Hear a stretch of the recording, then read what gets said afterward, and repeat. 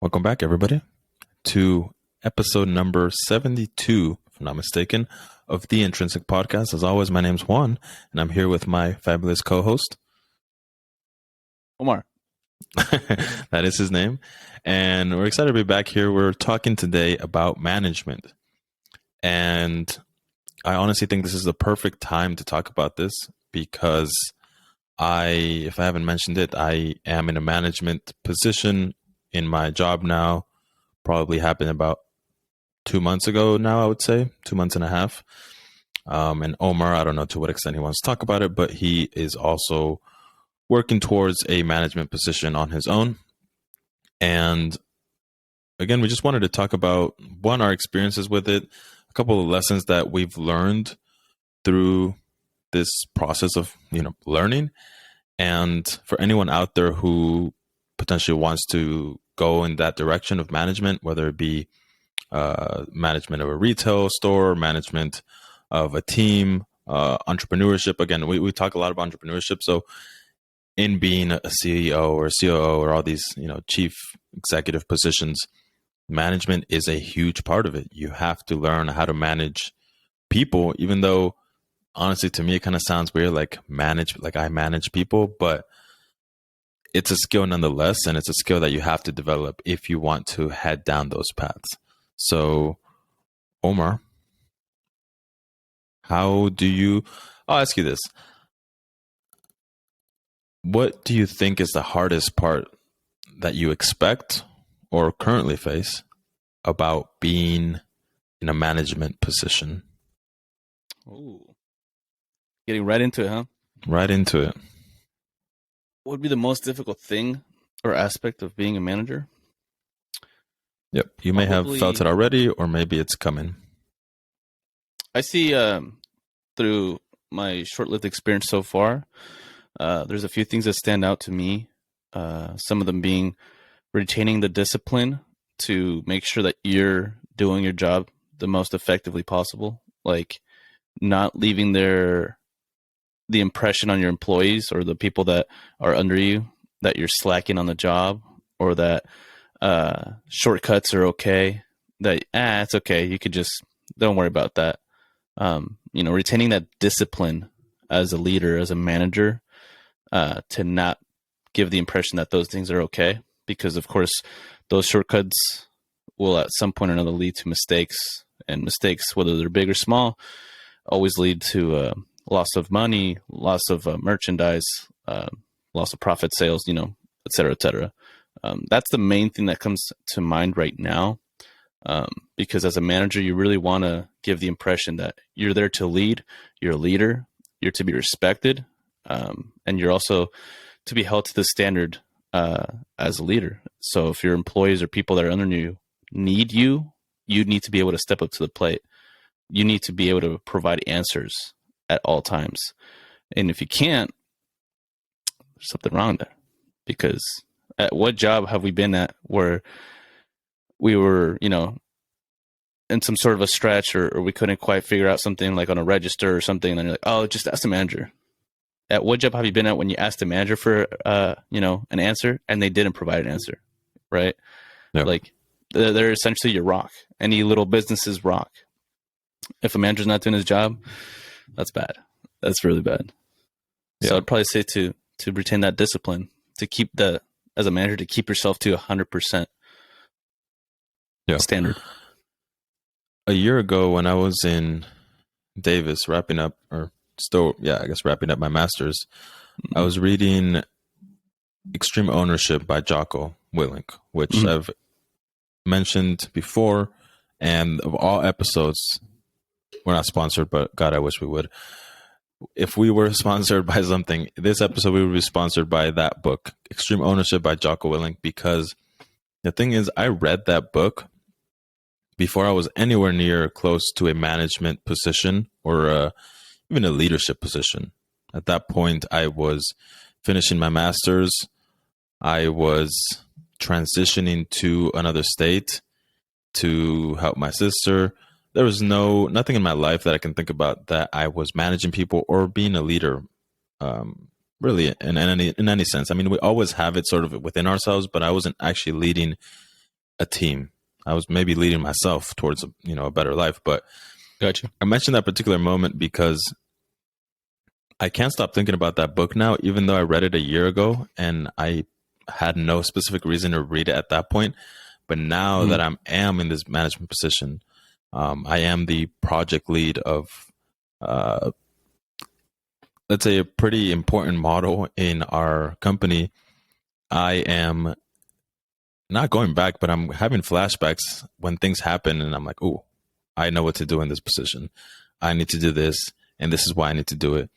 And the key phrase that he mentions in that book, which turns out to be another book that he wrote, is there's a dichotomy in leadership. What that means is what Omar was saying there is sort of half of the picture there.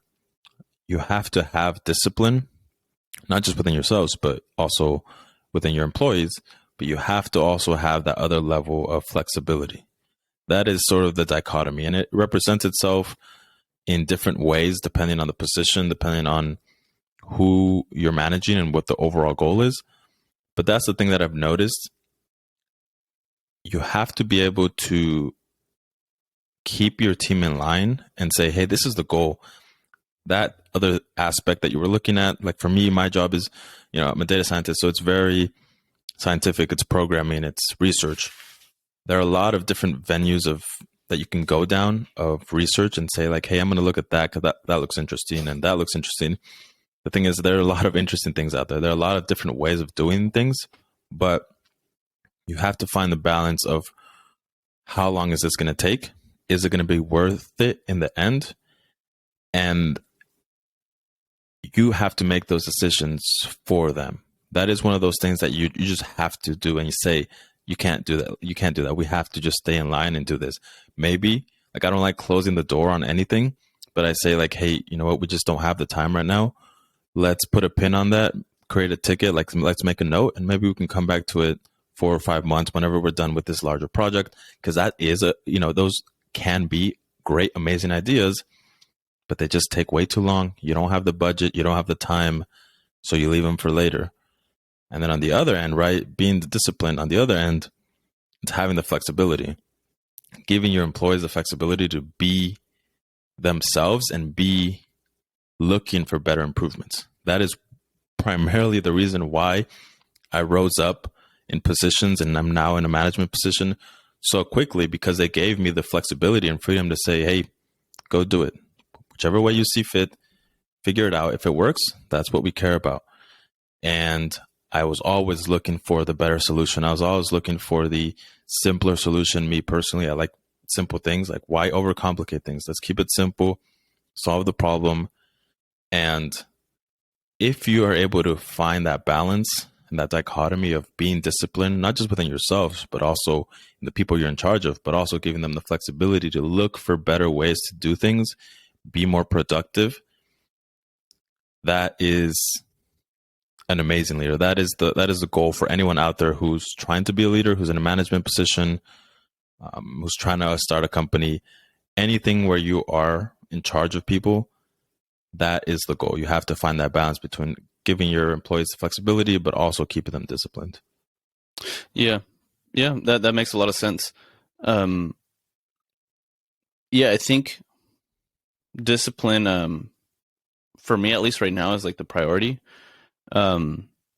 Because as anybody who would find themselves in a place of employment, if you're stepping into management or lead position, as you're coming in, chances are the employees are already working there or have been working there. Chances are you're moving up, right? You were probably once an employee, and now you're moving up to that position, right? You're stepping up to the plate. You need to be able to prove to yourself and to the rest of the employees that you're there for a reason.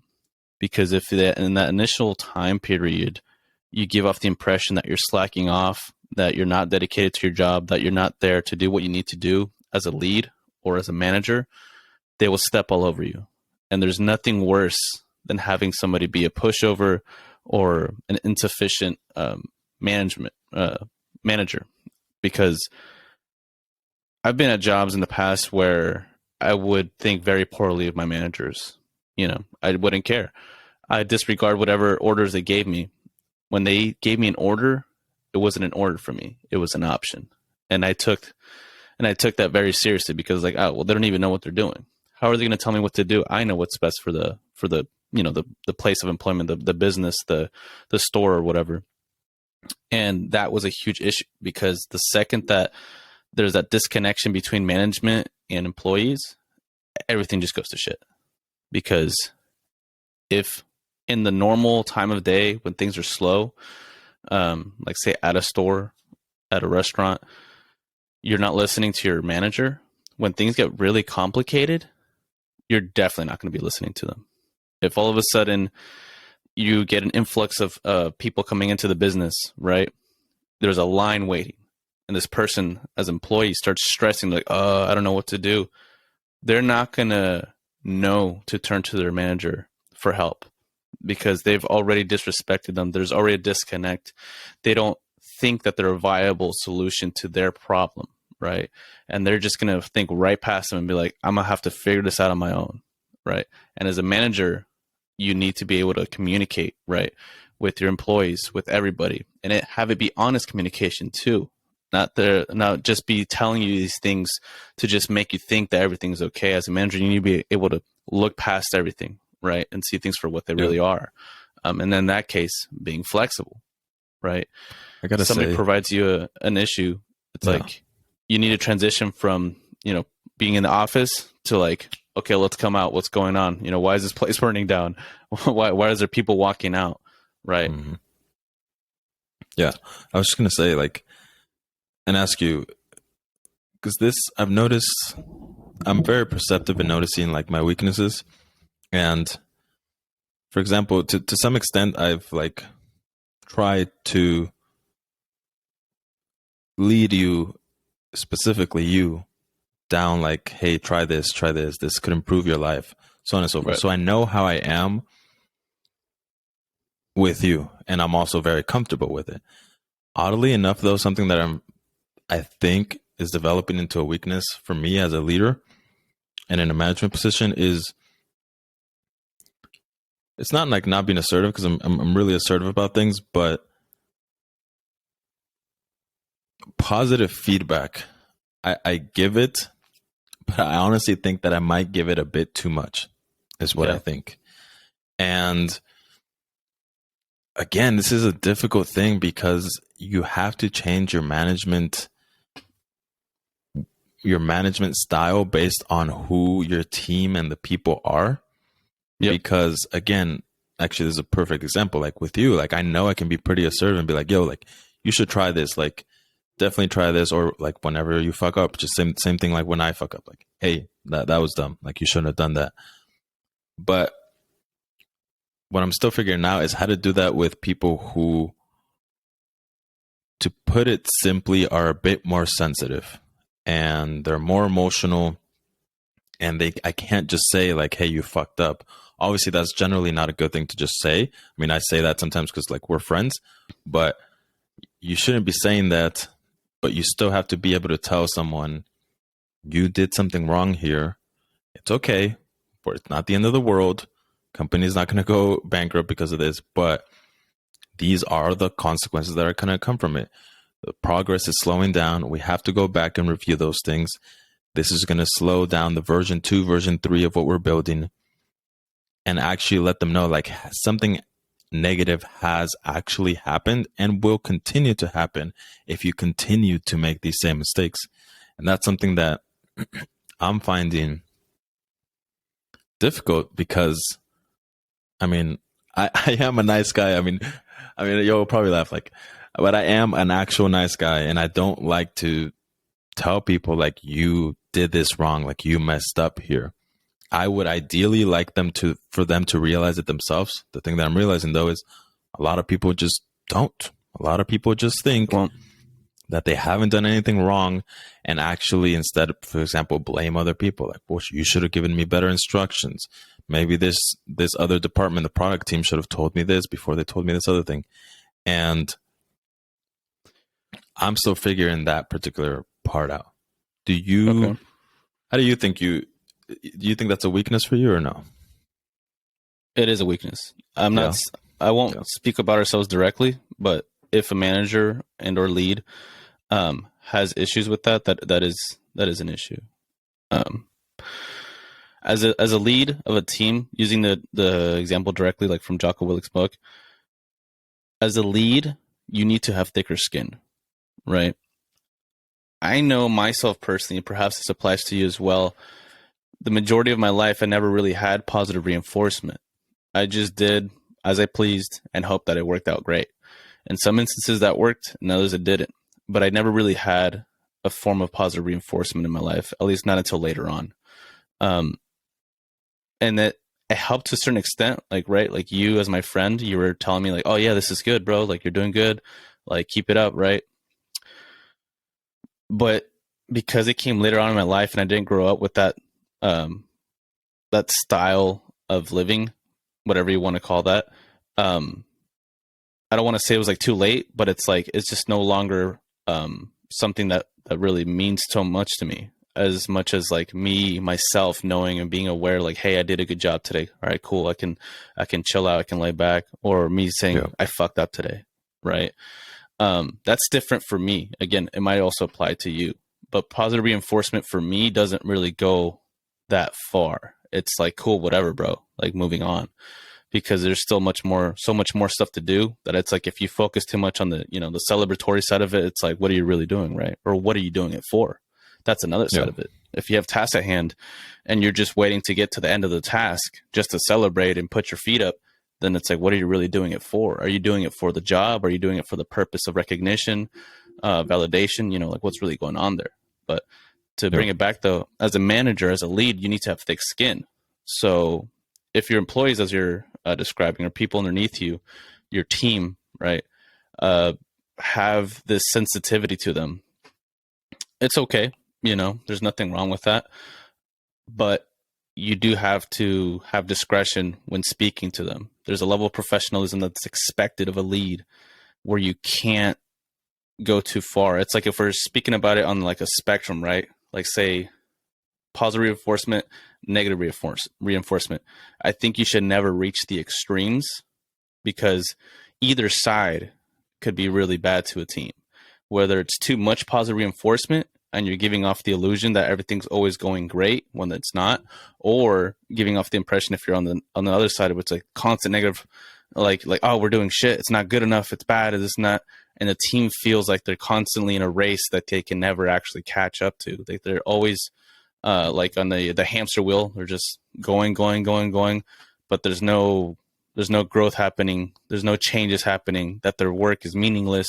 They're not being recognized, right? There needs to kind of be an in-between. I'm not saying it needs to be neutral, right? Not saying that it needs to be perfectly in the center of that level spectrum, but I think every business, company, workplace, place of employment has their own thing that would apply to them, their own center, their own balance. Ask a clarification question. Yes.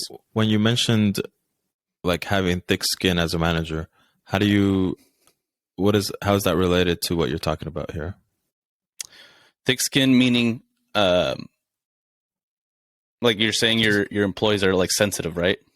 Yeah, because to me, thick skin is like people tell you things, like people, for example, like haters, and you have a thick skin, so that doesn't affect you.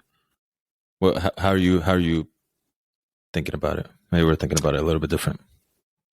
Yeah, I'm just using it in the example of the employees having the sensitivity, being very sensitive, right, to any sort of comments or any sort of feedback, right? If you're a lead and you're giving instructions or feedback to the employees or the people that are underneath you, and they're taking it very difficultly, like they're having a difficult time with it, if they were to return those same things to you, like you need to be able to set the example and be like, okay, I made a mistake. I need to work on that. We're going to make some changes. And, in that sense, lead by example. If that same energy were to be returned to you, right? Because of course, just because you're manager doesn't mean you're not open to receiving feedback or even, negative comments, positive comments as well. But you need to be able to take that and not act out of emotion or out of spite, right? Like, oh, well, you don't know what you're talking about. I mean, I'm your boss, right? It's not that. It's okay, let me interpret what you're saying. Let me break it down and let me see what it is that you're really telling me, right? Like, okay, let me listen to you. So if those employees are sensitive, right, and they're having a difficult time receiving any sort of comments or feedback, again, you need to lead by example and say, okay, let me interpret what you're saying. Let me listen to you, right? And in that sense, having a thicker skin, right, and not being so sensitive to it. Because the thing is, in the workplace, you can't really allow that to happen. If out of work, on your own time, you're a sensitive guy, like you're saying, Juan, right? You're a nice guy, which I know you are. You're a great person. If out of the workplace, you take things or comments a little bit differently, okay, but in the workplace, though, there needs to be a different way that you carry yourself as a lead. You can't really allow comments or feedback from your employees to be like stabbings, or like, no, oh, I how don't. dare you? I don't have any trouble with that at all, Gotcha. and primarily because I do a really good job. But even if they did, we just had a performance review about 2 weeks ago. I love that. I love that sort of stuff. So I don't have a problem with people giving me constructive criticism because I know I actually love that stuff. I'm looking for it.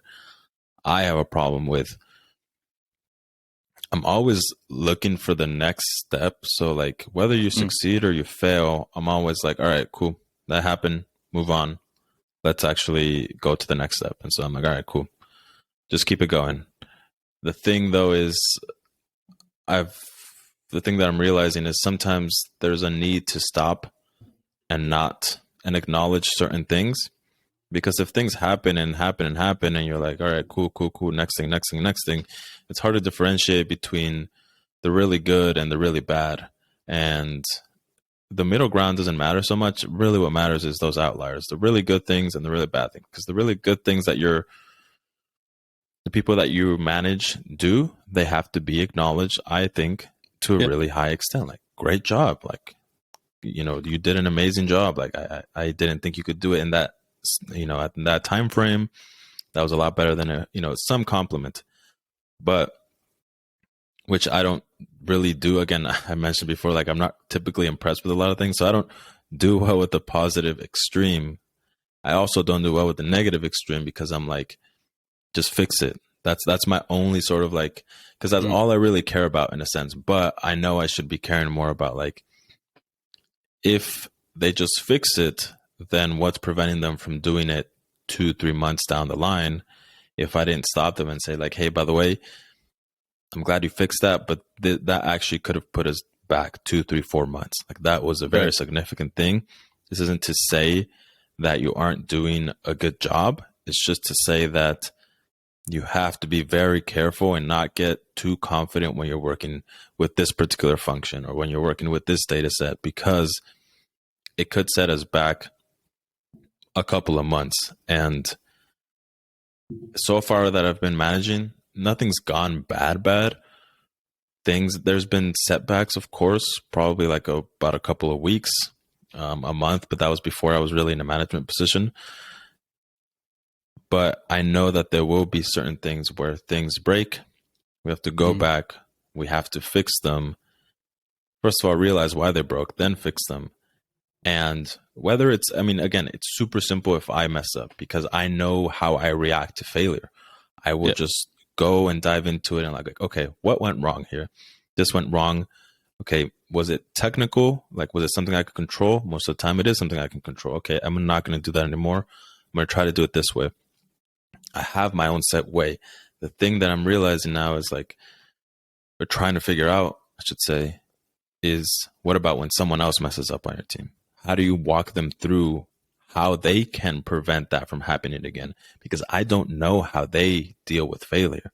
Yeah. They, again, like if I run this podcast, if I just say something like to you, like, oh, I don't like this about you, Omar, and you start crying, legitimately, I don't know what I would like do. I would just be like, oh, I literally, it's like an awkward thing. Like, why are you, first of all, why are you crying? Because it's so far away from who I am as a person. And not to say this is like the people that I'm managing, but those are situations that can occur when you have someone that's that sensitive and you're put in this sort of weird position where they're very emotional, whether it be, like crying or whether it be like very frustrated. And to me, I just try to treat it as business, but it is, you can't take it away.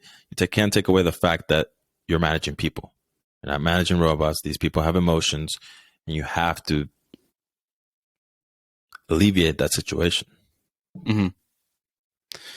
Yeah. I don't know. How would you deal with that? Let's say I'm your employee. Let's do a scenario. Mm-hmm. And I messed up. We're in a performance review. I messed up really, really badly and set the company back 2-3 months. I mean, that's actually not really, really badly. Really badly would be like a year, but let's just say 2-3 months. You tell me you messed up. I start crying. Action. What do you do? There's a lot of them to unpack there, Juan. Well, the beginning thing I was going to say is like before we started recording, we said that thing where it's like good, not great. Right? Now, what does that really mean? It means that, like, say on that level, on that spectrum that I was kind of describing, right? Positive reinforcement, negative reinforcement. Let's just change the words to the quality of your job performance, right? So say for this example, an employee. One side being great, one side being terrible, and then the in-betweens right before the center is like, it goes great, good, neutral, bad, terrible, right? Very, very simplified. Very, very simplified. But using that kind of method to describe the severity of the situation. If somebody set back the company, the business, the workplace 2-3 months, how bad, how severe is the situation? If it was a year, how severe is the situation, right? What's it going to take to come back out of that? How much additional work are you going to have to do as a business, as a manager, as your for your employees as well? You know, how much more work are you going to have to do to get out of that hole? Right? I'm still crying, Omar. What do you do? I'm still crying. Fired. And there we go. That's management. I think if you make a mistake, I think you should be allowed to make mistakes.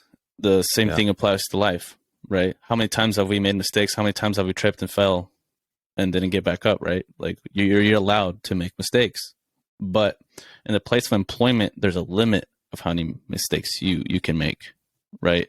Because things need to be running efficiently and accordingly to whatever standard or code that you're supposed to work by.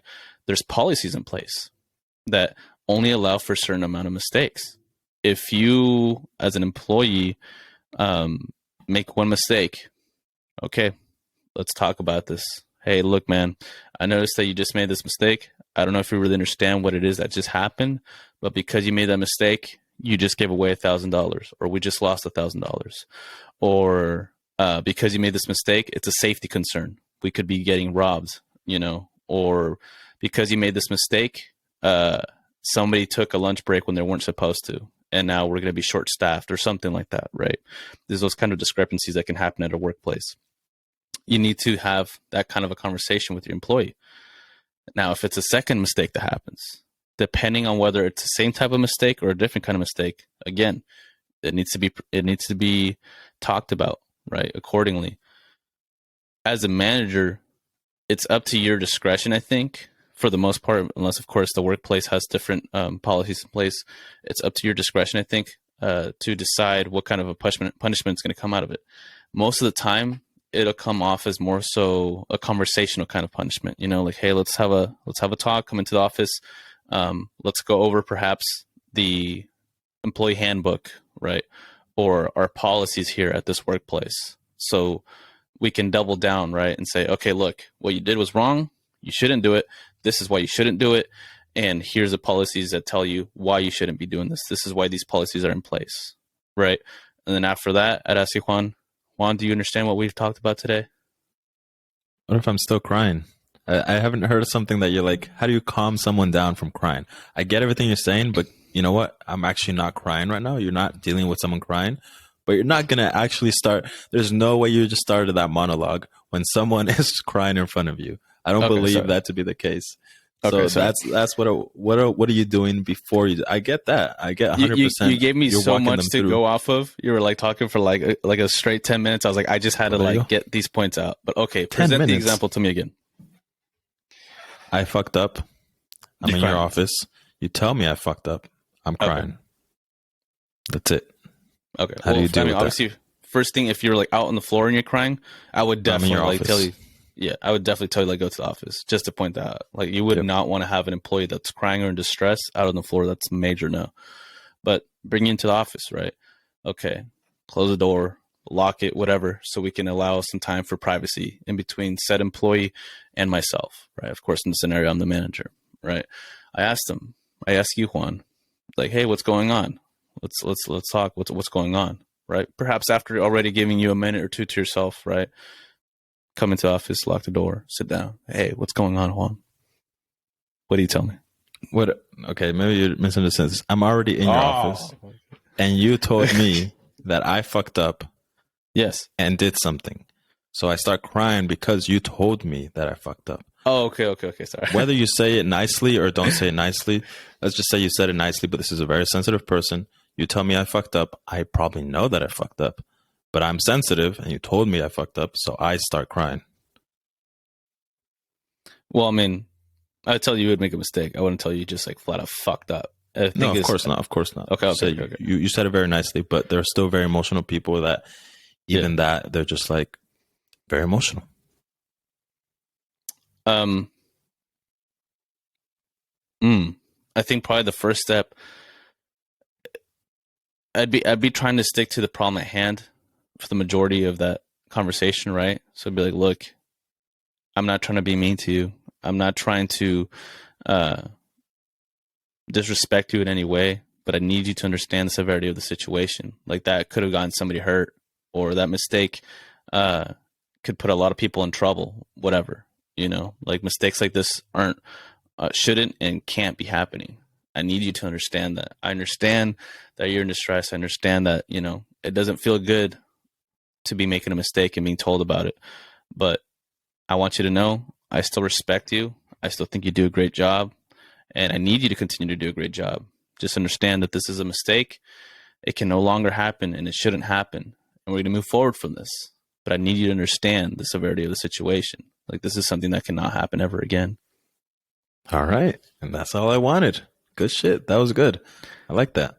I'm calmed down. Now, I'll add one additional dimension to this Okay. because I know that you're not a big fan of the virtual world. How would you deal Okay. with this if this is a virtual thing? If Like I if am you're like on a literally Zoom here. call. Yep, we're not in person. I'm in my house, you're in your house. We'll probably set up an appointment that's convenient outside of the work. Well, I mean, again, it's virtual, so it's like I'm saying outside of the workplace, but meaning outside of work hours, right? So, say if your shift is, I don't know, let's just say 9 to 5, right? Say your shift is 9 to 5. I'd ask you, hey, like, can we have a conversation around 6 o'clock, or what time is convenient for you? Set up an appointment, right, for that virtual call, and in that call, try to make it as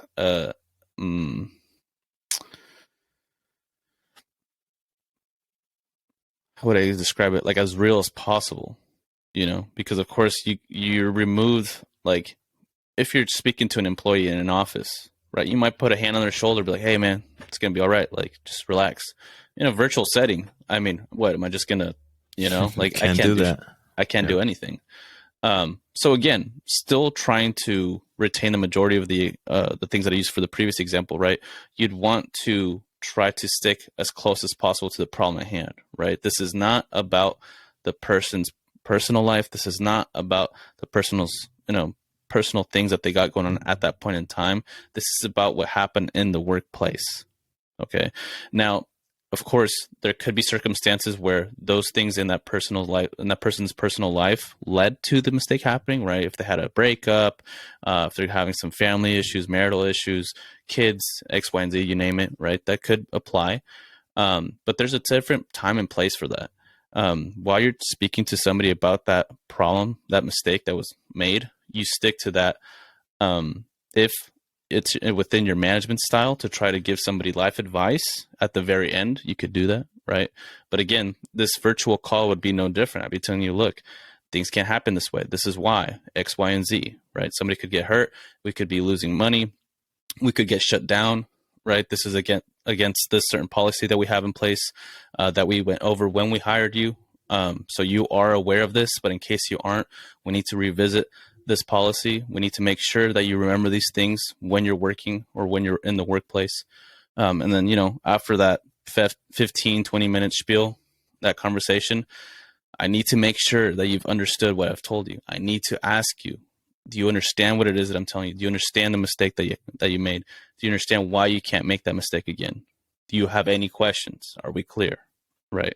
Once that's out of the way, okay, perhaps it's within my place as a person. Perhaps it's within my place as a manager. It's within my style as a manager to ask, do you want to talk about what's going on in your life? Is there something that you like to bring to my attention? Because yes, a manager sticks solely to the business, to the company, to the workplace. But at the same time, it's within your best interest that your employees' mental health and physical health is at 100%, right? Because you need these people to be able to wake up on time. You need these people to be able to sleep and rest on their off time.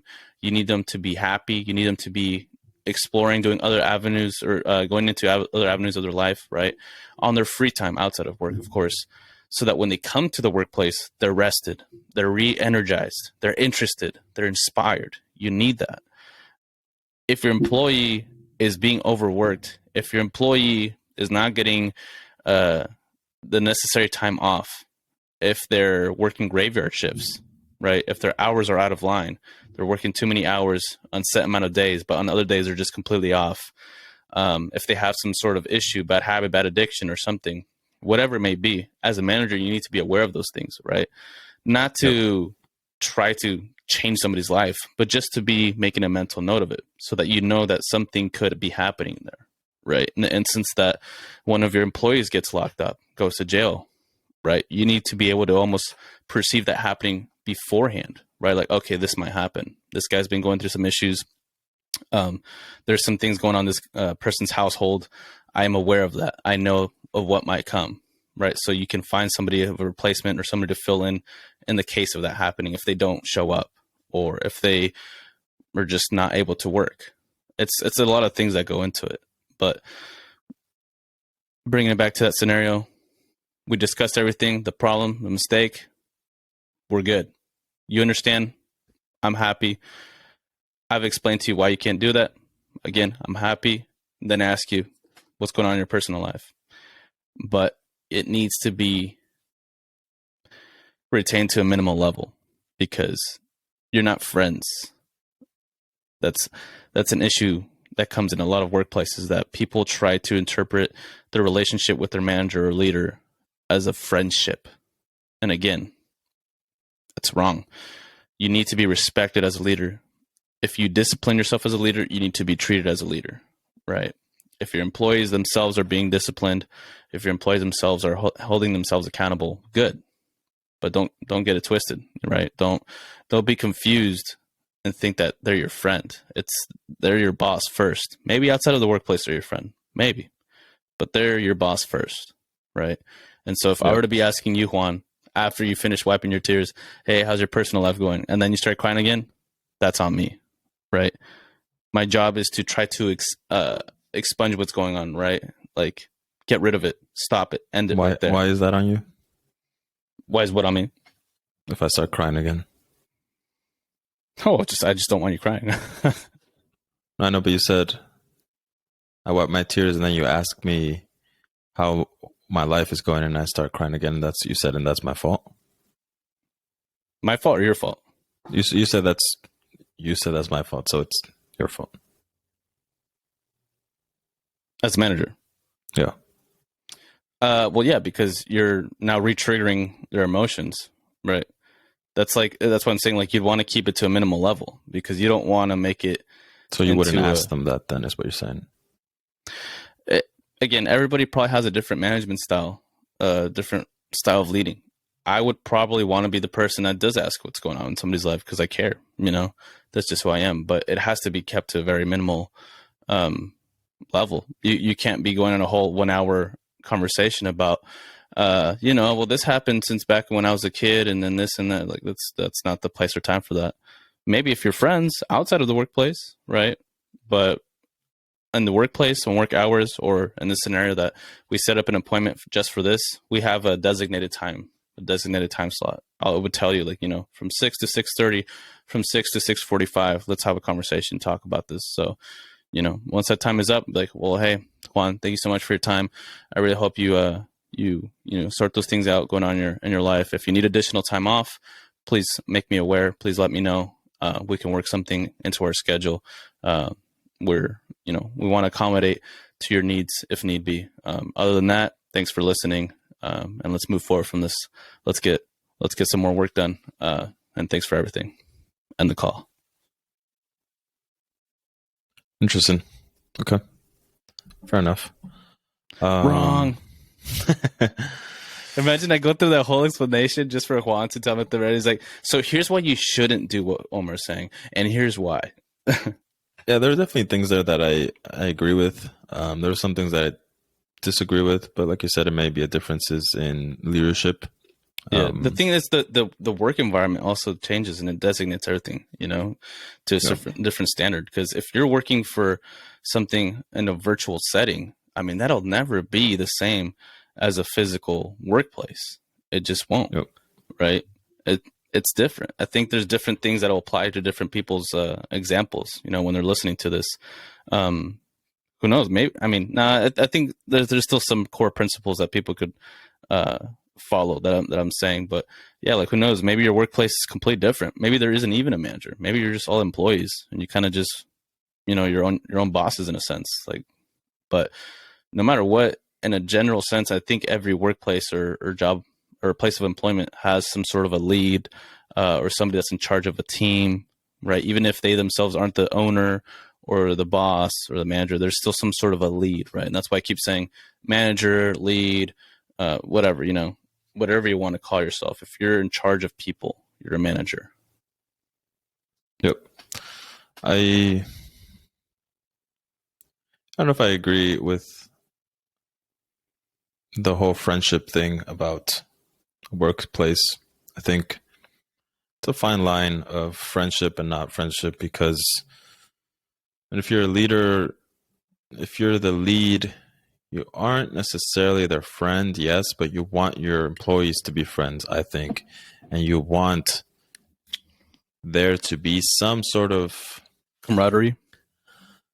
I think there needs to be, I would argue there needs to be friendship in where you work. And I would also argue to some extent that there needs to be friendship between the manager and the employees. And I'll say this in terms of, like, not to say that you guys are all just hanging out and going to get drinks all the time, but I think that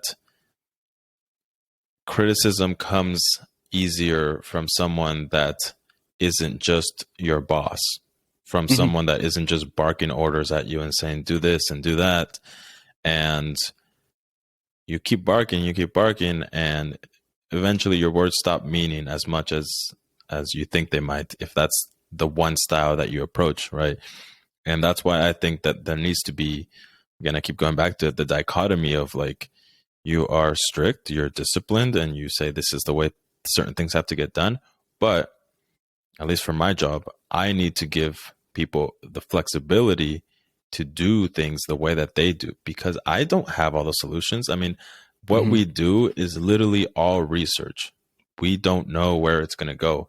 And there's a million different paths, and I need them to go down whichever path they think is best, with the overall goal of, like, hey, we still have to solve this problem. And I keep reminding them, like, this is going to be beneficial. Is this going to take too much time? So on and so forth. But I can't be, for my specific position, telling them this is the way you have to do things, because, again, there are so many different ways of doing things. Yeah. And I found, at least for now, that having some sort of close relationship with them helps a lot with that, because then it doesn't feel, even when I am telling them, hey, I need you to do this, it doesn't feel like me giving them orders. It just feels like, oh, like, yeah, Juan needs this to get done. Like, I should probably prioritize that.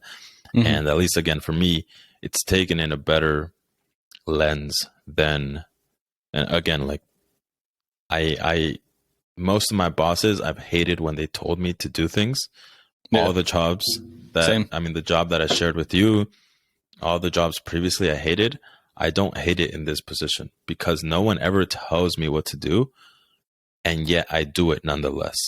And in the Mm-hmm. same sense, I want to project that as a leader to my team in the fact that I shouldn't have to tell you what to do. You should know what you have to do and also know the boundaries of what you're doing and prioritize.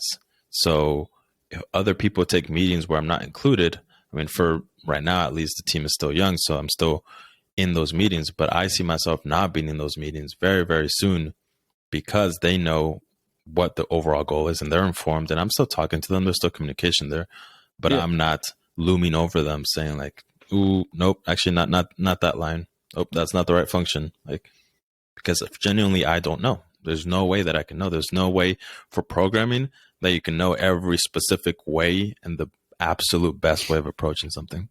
Yeah. So that's yeah. That's the one part where I'll slightly diverge from what you said, but other than that, I Yeah. agree.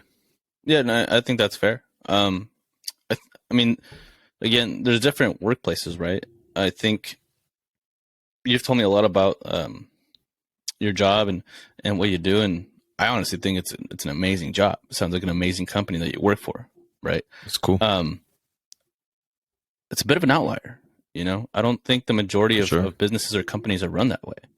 Um, and I think it's an excellent system because obviously they've been able to maintain you there for some time now, and they keep you happy, right? Um, my place of employment, and also, I mean, my current place of employment, and also my background from other jobs that I've been at, that's just kind of the formula that's existed. You know, not to say that, oh, you can't change that, right? Like it has to be that way. It could totally be morphed into something else, perhaps something closer uh, to what you're experiencing. But I still believe that as a boss, you're a boss first. You know, as a manager, you're a manager first. That's your main responsibility. That is your job title.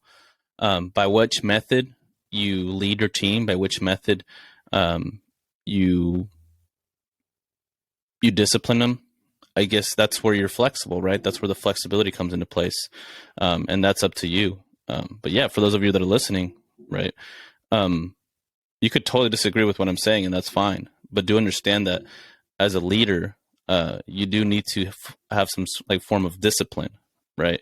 Um, by which method you use and all that stuff, you know, that's completely up to you.